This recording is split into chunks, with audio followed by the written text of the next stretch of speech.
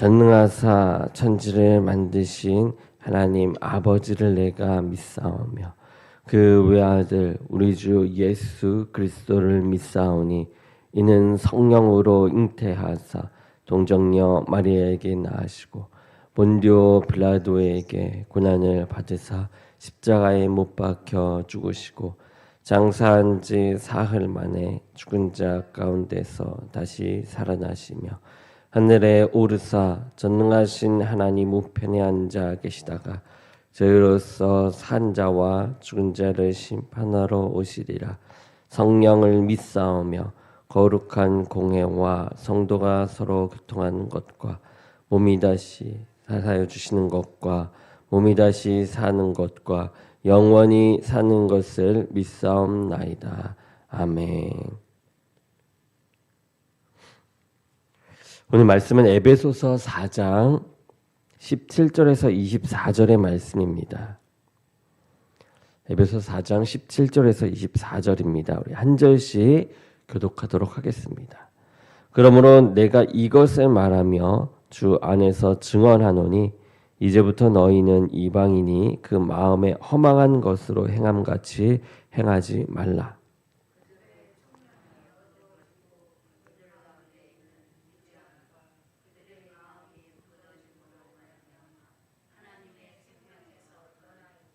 그들이 감각 없는 자가 되어 자신을 방탕에 방임하여 모든 더러운 것을 욕심으로 행하되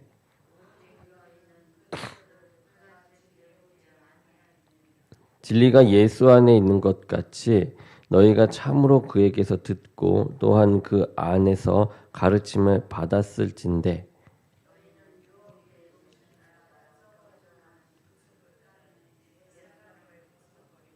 오직 너희의 심령이 새롭게 되어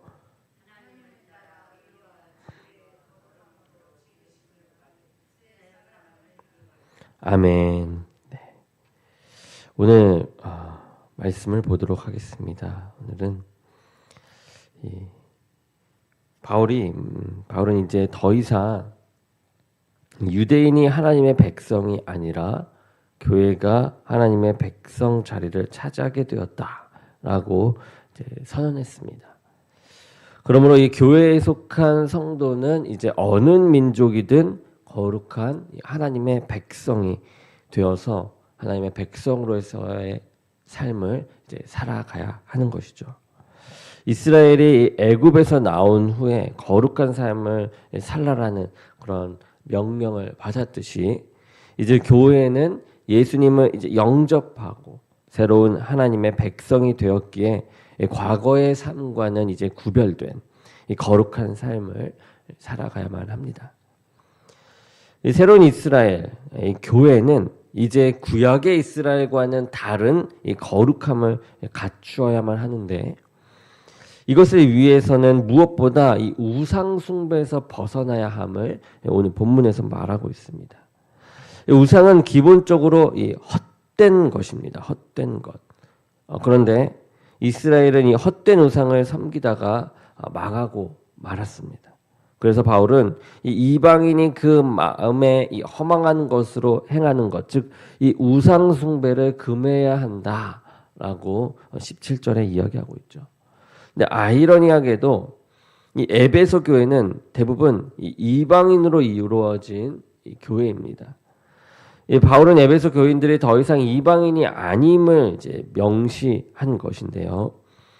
이 바울은 우상이 총명함이 없으며 무지하고 딱딱한 물체일 뿐 아니라 물체일 뿐임을 이제 강조하면서 우상을 숭배하는 자들은 감각 없는 자가 된다라고 경고를 하고 있습니다. 이것은 허물과 죄로 죽은 2장의 말씀의 그 상태를 떠올리게 하는 동시에 우상을 조롱할 때 쓰는 표현이기도 합니다. 바울은 에베소 교회 성도들이 복음을 받아들일 때부터 이 우상의 헛됨에 대해 이미 배웠다라는 것을 상기시켜 주죠. 그러면서 우상 숭배를 금하는 이 가르침을 마치게 됩니다. 우상은 인간의 근본적인 문제를 해결할 수 없습니다. 그리고 오히려 더 큰 고통을 겪게 할 뿐이죠. 헛된 것을 쫓게 하기 때문에 그렇습니다. 그렇기에 하나님의 백성은 우상을 철저히 경계해야 하고 또 멀리해야만 합니다. 눈에 보이는 신상을 섬기지 않더라도 우리가 잘 알고 있는 재물이나 지위, 유명세 등도 우상이 되어 우리에게 찾아옵니다. 이런 것 등에 마음을 두는 것도 우상 숭배임을 우리는 잊지 말아야 하는 것이죠.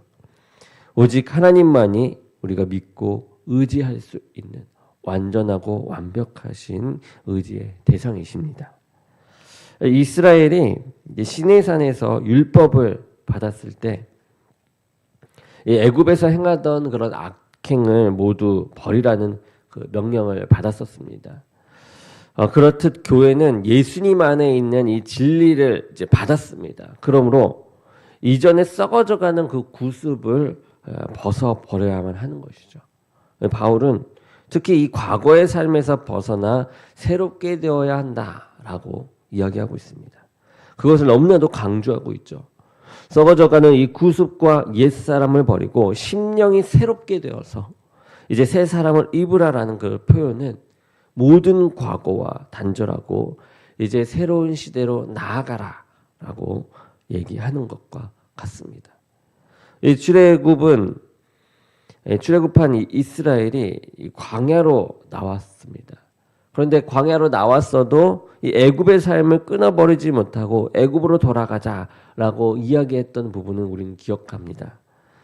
그리스도인들도 이 구원을 받았음에도 불구하고 이 당시에 이스라엘 백성과 같이 과거의 삶에 대한 그 미련을 버리지 못한 채 이 문제를 겪기도 합니다. 만약 예수님의 복음을 받아들인 후에 그 가르침을 떠나서 세상의 헛된 것을 따르게 된다면 이 과거의 이스라엘이 하나님을 온전히 의뢰하지 않고 애굽으로 돌아가자고 불평하다가 이 광야에서 죽은 것과 같은 그 운명에 처할 수밖에 없음을 우리는 기억해야만 합니다. 한 사람의 과거는 그 사람의 정체성을 이제 형성하는 것이기에 이 과거의 경험을 쉽게 단절하거나 벗어나는 것은 쉬운 일은 아닐 것입니다. 오히려 이렇게 새로운 삶을 살아간다라는 것이 말처럼 쉽지 않다라는 것이죠. 그렇기에 우리는 이 하나님께 속한 의와 진리의 이 거룩함으로 지음받은 이 새 사람을 입기 위해서 매일 그리고 꾸준히 노력해야만 합니다. 쉽지 않기 때문에 더 하나님을 의지함으로 그 진리와 거룩함을 지니기 위해 힘써야 하는 것이죠. 이 신앙생활이란 곧 이 과거로부터 떠나는 것입니다. 그리고 영원한 삶을 향해 다름질해 나가는 것이라는 것을 우리는 늘 기억해야만 합니다. 이스라엘은 애굽에 임한 10가지 재앙과 이 홍해가 갈라지는 기적을 체험했습니다. 그리고 반석에서 나온 물을 마셨고 광야에서 날마다 만나를 먹었음에도 구습을 버리지 못했습니다.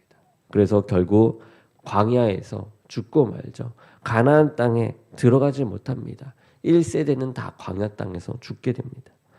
이것을 교훈 삼아 우리는 이 헛된 것을 쫓는 이 옛사람을 철저히 배격하고 의와 진리와 거룩함으로 지음심을 이제 받은 새 사람으로 살아가는 저와 여러분이 되기를 주님의 이름으로 축원합니다. 기도하겠습니다. 사랑의 주님 감사합니다. 오늘 말씀에 옛사람을 버리라 하였고 이제는 그것을 넘어 새 사람을 입으라 하였습니다. 과거의 것 버리기 힘들지만 하나님 새 사람을 입는 그 거룩하고 진리의 말씀을 쫓는 아버지 그 모습을 우리가 갖춰 나가 과거에 미련을 두지 않고 새 사람으로서 하나님을 의지함으로 하나님의 그 나라를 봄으로 나아가게 하여 주옵소서. 오늘 하루도 그러한 모양 가운데 우리의 습관을 버리고 하나님을 향한 습관을 다시 채워가게 하여 주옵소서. 하나님께서 함께 하실 줄 믿사오며 예수 그리스도의 이름으로 기도드립니다. 아멘.